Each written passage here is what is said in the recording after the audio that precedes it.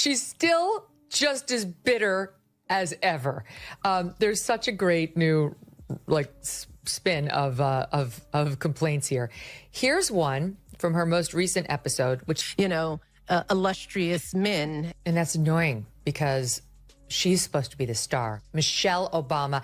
This dovetails perfectly with so many other comments she's made about how she is like, what about me?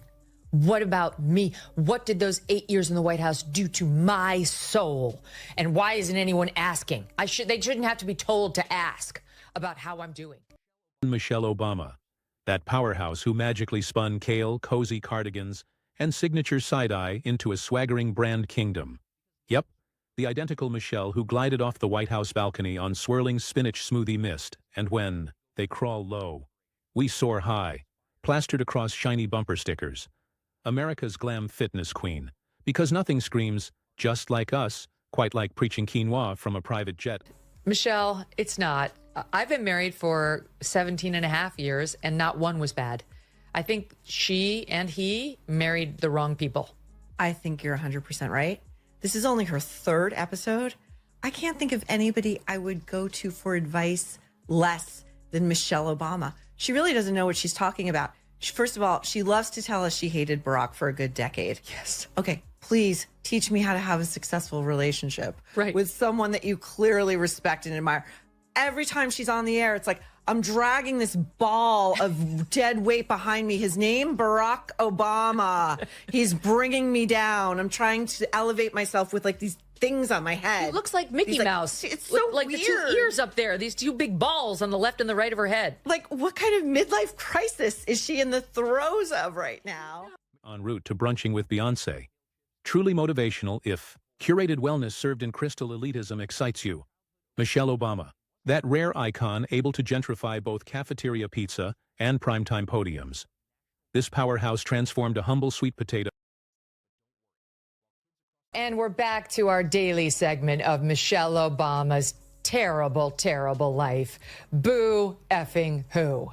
She went on a podcast called Diary of a CEO. It's kind of rings a bell like a founder kind of situation. And once again, wants you to know how awful it is to be married with children.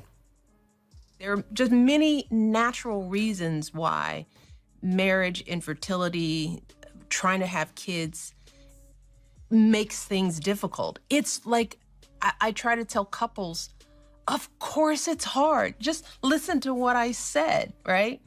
Like, it's probably, if you're having some issues in your marriage, it's not you, it's the process of marriage. Into the ultimate badge of national virtue and a razor-sharp side-eye into gospel. She didn't merely stroll out of the White House. She serenely levitated away atop a billowing cloud of air-fried kale shards, beauty filter glow, and impossibly 24-karat motivational pep slogans. Remember that polished pearl? When they go low, we go high. Oh, absolutely. It just doesn't feel organic at all. It reads same photo. They both posted the exact same photo. So clearly staffers put all of this together. Okay. And also, can we ask the lawyer in you to parse these statements? Because, okay, let's take Barack, for example. You still take my breath away. How? Right. With your fucking anger? With your complete inability to just get with the program and show up? At the inauguration, so I have to walk in like a lonely soldier? Exactly. And then tell people you're mad because I was laughing with Donald Trump? Right. Maybe you're taking my breath away for that reason. High like 40,000 feet in a Gulfstream jet, gliding toward a Hollywood rooftop brunch where the altitude's dizzying and the avocado toast hits $72 a slice. Let's be real. Her childhood obesity crusade wasn't for the kids. It was a rebrand, turning school lunches into curated Pinterest fantasies. Kale chips, quinoa, and icy judgment, served with a side of smirk and a wink. Publicly, which leads me to Michelle Obama. Every day she's dropped another negativity bomb on us, whether on her podcast or on someone else's. I mean, this audience knows she never says anything positive. It is all complaints. So she goes on another podcast. She's promoting her show, so she's making the rounds. The Diary of a CEO podcast, and actually found a way to bitch and moan about how hard it is to live in the White House. When you walk through a storm, keep your head held high. Show me. What Watch does it. this look like? It's projecting that if you win, which I thought he could and should, he would be somebody that I would want as my president. It was all about, this is going to, our kids are little. We're going to have to move. How do you raise kids in the White House? We all picture Michelle Obama droning from a teleprompter about rooftop squash gardens. Edge of your seat stuff. America's next Spielberg? Please. Her version of entertainment. Felt like a TED Talk had a baby with an HR onboarding video, then overdosed on sleepy time tea. She called it inspirational. The world called it background noise with subtitles. And talking about media glow-ups, let's never overlook how Michelle, once paraded as a hesitant civic warrior, Often we just accept that money, power, and privilege are perfectly justifiable forms of affirmative action, while kids growing up like I did are expected to compete when the ground is anything but level. You know what, Michelle? Same. And I'm white. I didn't have any of those advantages. I showed up the day of the SAT. I was like, it's the SAT today? Oh, shit, okay. My friend loaned me a pencil. I never took a review class. We didn't have the money for anything. Like, it's not just a black thing, but has spent the after-White House era gripping the Klieg lights like they pay her mortgage and subsidize her stash of motivational mugs and shiny limited edition water bottles. Her whole aura hollers, I never begged for fame. But since you're watching, please browse my $50 gratitude journal and coordinating hoodie now live on Shopify. One breath, she's preaching humility. The next, she's headlining a book tour drenched in arena spotlights, fireworks, and ticket tags, matching Beyoncé's stadium run. Because nothing whispers modesty like billing $500 per chair so we can hear quotes short enough for a Pinterest pin. And yes, the book, that shimmering chalice of self-adoration, a 400-page shrine to herself that miraculously stays both marathon length and utterly vacant. It reads as if co-crafted by a squad of Instagram gurus plus one tired PR trainee. Inside you'll find segments on how brutal celebrity life feels, how draining universal adoration gets, and how everyone should unlock their power, preferably while adding her merch to cart along the way. It's the literary version of self-help. every word she says about Barack Obama is negative. I can't think of her sitting there just waxing poetic about him, complimenting, he's brilliant, he's a great dad, he was the greatest president, whatever a normal wife of Barack Obama would say. Every time she opines, it's something that reflects poorly on him, how he's insensitive, how he's not a talker, how he doesn't know how to relate to people, he doesn't keep the same schedule as she does, and now we're talking about you can have a bad decade and The self being rescued were a billionaire broadcasting down to commoners through a ring-lit cam. Meanwhile, let's pretend she's still the every woman we bought in 2008. A grounded working mom, down to earth and real. Except now that working mom jets off to Ibiza, escorted by a pro makeup artist, a full glam squad, and a security team big enough to conquer a small nation. Michelle Obama has become a brand so perfectly polished that if she ever snagged a paper cut, it'd come from her own business card.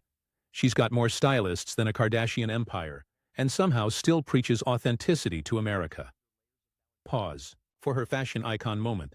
Because nothing screams subtle public service like breezing through state dinners looking like a Vogue cover star. Apparently the fix for childhood obesity was layering it beneath designer gowns and dazzling accessories.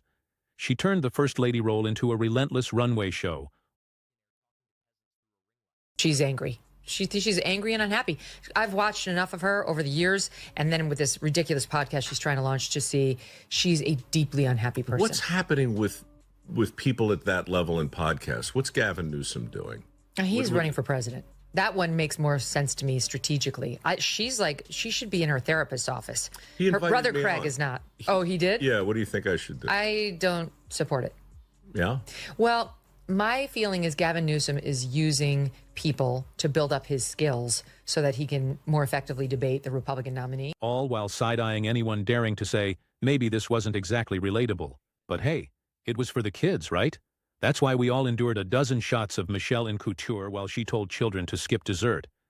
And then there's Michelle's unrelenting obsession with flipping every awkward blip into a full-on Moral TED seminar. Stuck in traffic? That's a life lesson. Burnt your toast? Growth opportunity unlocked. No matter the scene, it always wraps with the same revolutionary verdict. Michelle is flawless, and you'd better start cloning that mindset. She doesn't just speak. She performs narratives like she's vying for a 12-episode Ken Burns epic titled Elegance in Motion. Her so-called inspirational talks don't lift you up. They softly bludgeon you with humble brags soaked in self-love. Michelle Obama, still trying to make her struggling podcast a thing, went on a 4.5-minute tear about herself and how hard it is to be Michelle Obama. We're going to go through quite a bit of it. Here's the first one about how difficult it is for Black women like Michelle to articulate their pain. We grew up with women who weren't voicing the pain and the burden. They made it look easy. And when you make stuff look easy, people assume that you must like this. Yeah. It's okay with you, right? Right. You know. You walk away feeling like you just sat through a TED Talk, where the headline takeaway is, buy my memoir, eat your greens, and soak in my radiance. It's not motivation. It's a lifestyle infomercial swathed in silk blouses. Even her side eyes? Carefully choreographed for the highlight reel. Remember when Michelle dropped that bizarre Netflix cartoon for kids about healthy cooking? Because what every toddler truly craves is a veggie cast led by animated produce with Michelle Obama narrating. That's the kind of ego that screams, sure, I left public office, but what the world really needs is me, reimagined as a cartoon squash, teaching tiny tots how to zest lemons. Somewhere, Big Bird is quietly sobbing. But don't you dare question her. Oh no. Questioning Michelle Obama's motives is like asking the Pope about his hat. Walked the face of the earth, then left to write her best-selling memoir for which she was paid millions, then signed a Netflix deal for which she was paid millions, is giving speeches for which she's getting paid almost $1 million per speech, has 2 daughters who went to Harvard and USC. The 2 of them together, I haven't even counted her husband's riches. They're definitely billionaires by now. The house in Martha's Vineyard, which is, I think, $20 million out on the yachts of David. What happened to me? Why doesn't anyone think about what happened to me during my... I'm enraged. I'm almost speechless at how ridiculously out of touch this person is, Glenn. Totally off limits. She's been swathed in so much celebrity sainthood that at this point, she could hawk organic tap water and fans would call it a revolution. Her devotees treat her like she cured cancer with a kale smoothie and a side of lofty platitudes. Drop her name in any room, and half start tearing up while the other half sign up for a leadership boot camp. And don't forget Michelle's favorite hobby, throwing shade at America from a plush luxury suite. Every time she hits the road, we get another episode of Michelle's latest disappointment report on the nation. Is it, Michelle? It's not. I've been married for 17 and a half years, and not one was bad. I think she and he married the wrong people. Like she wakes up stunned, that anyone would dare disagree with her. Because clearly, if you don't worship her every word, you're instantly the villain. There's zero room for nuance in Michelle's world, only standing ovations or total exile.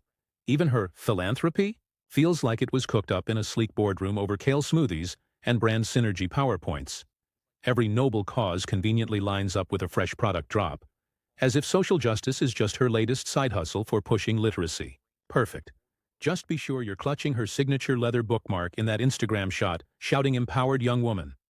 And we would never know who you are if it hadn't been for him. Exactly. Like, I'm sure she would say the reverse. He would never have been president if it hadn't been for her. Like, she was the inspo. She was the strength and the force behind the man.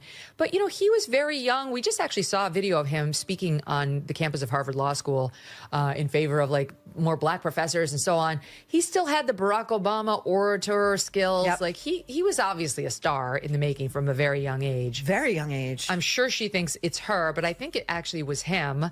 And some of his ex-girlfriends talk about how he made a choice to align with like this strong black woman as opposed to the white women he'd been dating. And he's half white too. Yep. Right. And so like to get him the street cred he needed with Chicago voters where he started. Brilliant. Now snag the limited edition Michelle approved hoodie and sip virtue from a stainless steel tumbler that practically screams I'm morally superior.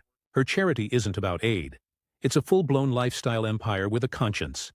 This isn't a non-profit. It's a motivational merch shop wrapped in a mission statement. You can't even donate without accidentally signing up for her monthly newsletter and curated playlist, because giving never looked so brand savvy. Meanwhile, the media treats her like the living embodiment of every moral virtue wrapped in a perfectly tailored pantsuit.